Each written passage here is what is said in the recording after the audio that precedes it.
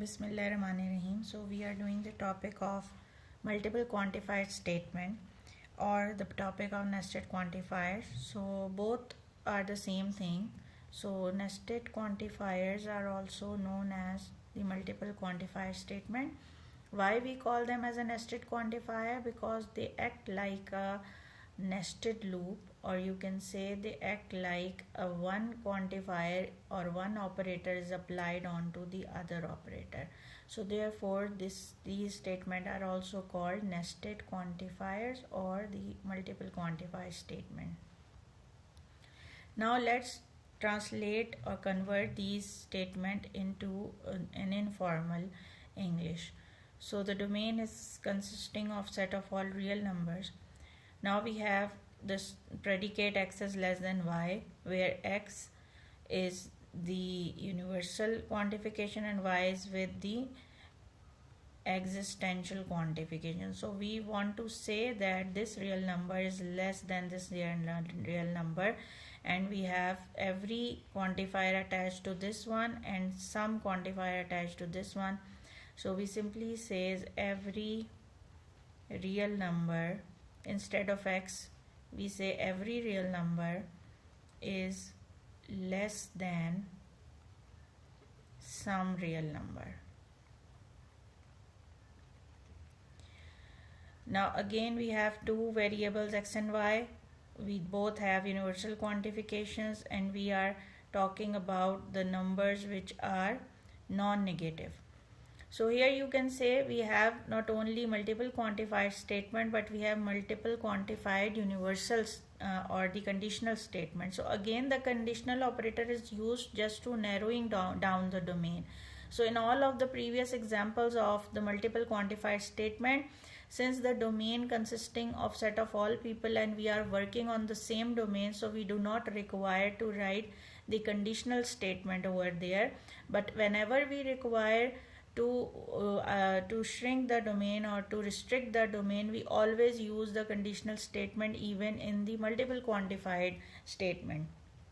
So both of them are universal quantifier and both require restricted domain of real numbers. We only want the domain to be non-negative, so we impose this condition with the help of this hypothesis. X is non-negative and y is non-negative implies their product is non-negative. So we want to say that the product of two non-negative real numbers is non-negative. Since we are talking about non-negative real numbers, which means that we want to restrict the domain of real number to the domain of non-negative real number. So this non-negativeness will be applied through this hypothesis condition, and two non-negative means we requiring two variables here. So we identify two variables, and then since these are any two arbitrary real numbers, so we put the universal quantification with them. Now this statement says that the product of two real numbers, so we had required the product of two real numbers, and since we have universal quantification with them, so we can write the product of any two real numbers. The product of any two real numbers is some real number. Now this exercise is the same as we have done before. It requires the expansion over the domain 1, 2, 3. So the statement is given, you can just assume this statement as pxy and you can expand it over the domain. Also you substitute the values and you can also identify the truth value, because now you know the statement as well. And here we have three variables. So again we first apply the quantification of z, then for y, and then for x, and after that we substitute the value to get the final truth value of the statement. The product of two negative real numbers is positive, so it is somewhat similar to this part B. Here we were talking about two non-negative real numbers, and now we are talking about two negative real numbers. So it means that we require to restrict domain to the negative real numbers only, and we require two variables. So we write for all x, for all y, x is negative and y is negative, then x, y is positive. The difference of a real number and itself is 0. Now this statement require a number and we have to take a difference with itself. So sometimes we also write it like this: for all x, x minus x is equals to 0. But this is not a very good way of writing this, because the operator subtraction requires a binary operator, and it requires two variables. So we can use a conditional statement to writing such kind of a statement. For example, we can say for every x, for every y, if x is equals to y, then x minus y is equals to 0. So whenever we require a number or a person to be himself or herself, or a number is equal to itself, we always take two variables and then we compare them. So by comparing them, we say that if these are equal, then their difference is 0. A negative real number does not have a square root that is a real number. So again we are requiring a negative real number, so we impose a condition with the help of hypothesis. And since we are talking about any negative real number, so the universal quantification appears. So we write for every x, if x is less than 0, then this x does not have a square root that is a real number. So we write there does not exist any y such that this y is a square root of x. Now if we apply this negation over this existential quantifier, then the statement can be written as for all x, x is less than 0, then for all y, y is not equal to square root of x. Also, this universal quantification of y can also be written in the start, which is the traditional way or the standard way of writing. So we simply write for all x, for all y, x is less than 0, then y is equal to x. We can also start this statement with a no. So we can say no negative real number has a square root that is a real number, or you can say no negative real number has a real square root. So the same statement can be expressed in different alternative ways. So next example is about the predicate fxy, where fxy represent x can fool y. So you can see that x here, the first variable is the subject and the second variable is the object. So whatever is the first variable, we can also put the first variable y and the second variable to x. So we do not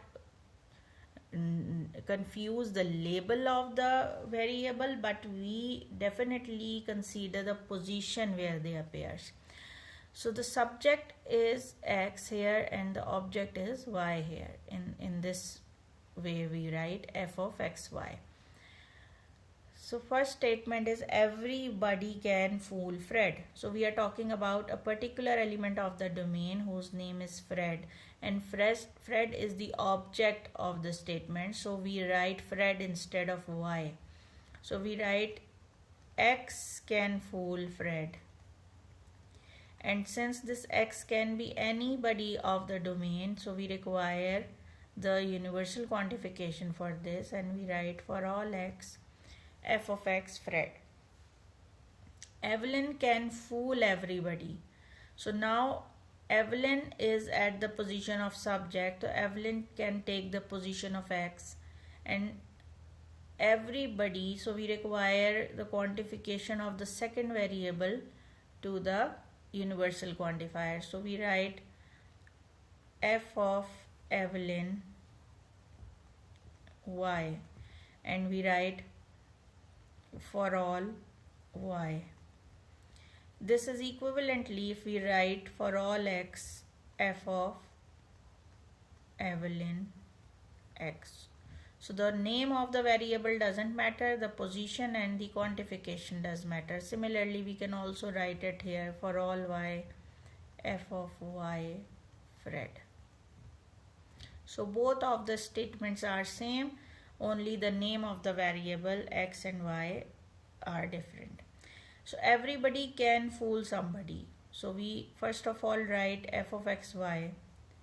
So x is the subject, and subject quantification appears first and the object's quantification comes at the second place. So we write for all x there exists y such that x can fool y. No one who can fool everybody. No one fool everybody. So we write f of x y, and for x we require universal quantification with a negation. So universal quantification and a negation, and then we write quantification of y, which is again for all. So we write for all x there exists y, negation f of x y. So you can also call it like this: everyone cannot fool someone, or you can say no one can fool everyone. Everyone can be fooled by somebody. So now again we write f of x y. Here the position of the second variable is quantified first, so the object is quantified first. So we write for all y there exists x. So everyone can be fooled by someone. No one can fool both Fred and Jerry. So first we write x can fool Fred and x can fool Jerry. Now this x can be anybody of the domain. So we write for all x. Because of no, we require universal quantification with a no applied over the bracket. So we write for all x f of x Fred negated, or negated f of x Jerry. So we write everybody either cannot fool Fred or they cannot fool Jerry. So both of them are equivalent statements. Nancy can fool exactly two people. So now we require the existence of exactly two people. Since the existential quantifier cannot quantify how many of them exist, they only provide us the clue that at least one element exists. So now for at least one, there may be one, there may be two, or there may be many elements that can exist. So in order to be very specifically quantify that the two such people exist, in the first part we require the existence of people, and in the second part we impose the condition that only two of them exist. So the translation consisting on the two parts. So in the first part we exist two people whom Nancy can fool. So Nancy can fool two people. So suppose Nancy can fool x and Nancy can fool y. X and y are two people. So we require the existence of two x and y. And since we also require that these x and y cannot be same, so we also impose the condition that x is not equal to y. Because if x and y are same, then there is only one such person. So we require the existence of two different people whom Nancy can fool. Now this is the existence. So in existence, the existence of one person can be ensured, or at least one person can be ensured. But now we require to impose a condition of exactly two. So what do we do next? We say that for all other elements z, if z is not equal to x or z is not equal to y, then Nancy cannot fool z.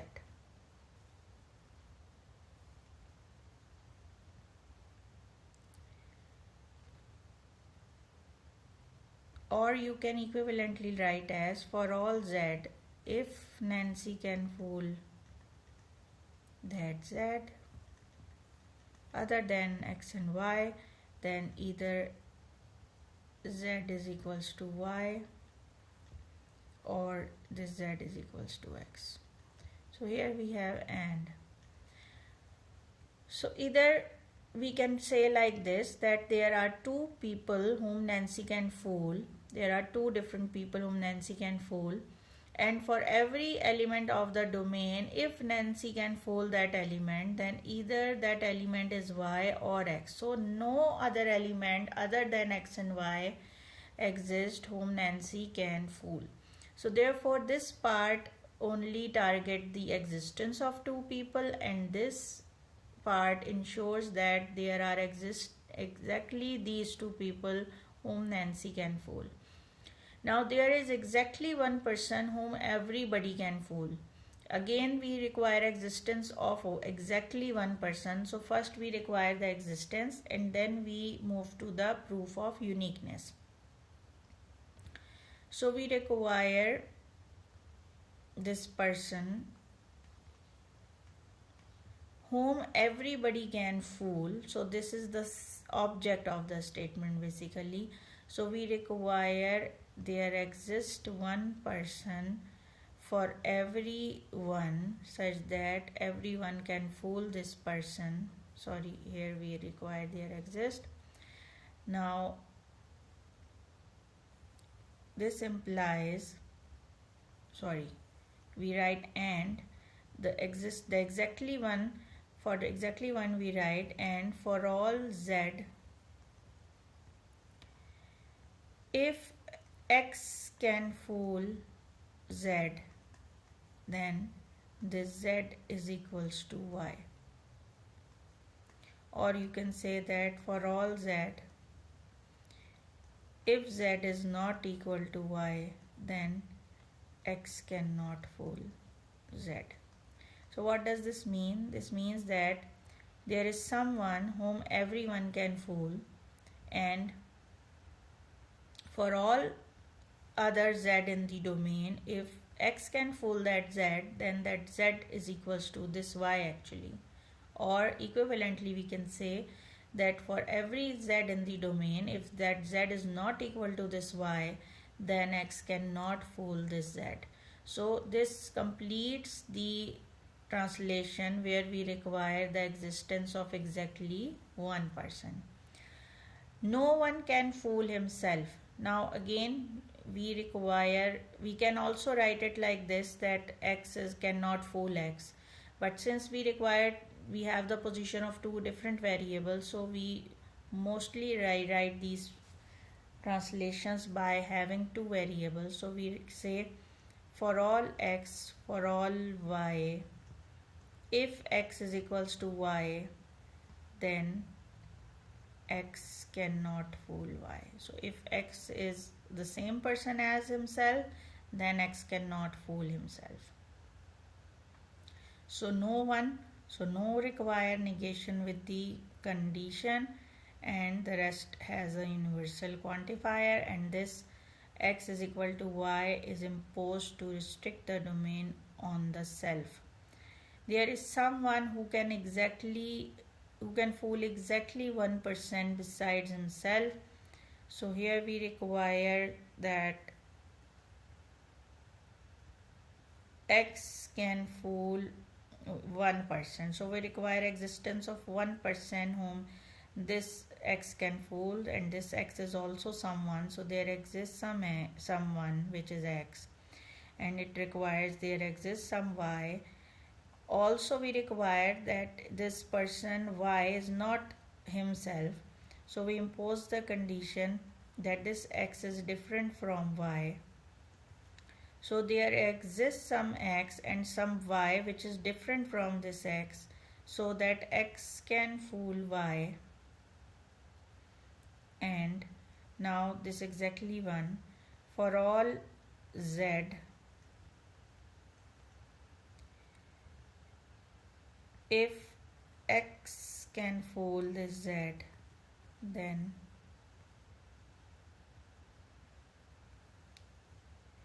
this z is equal to y. So this part targets the exactly one condition, and this part targets the existence of one person beside himself.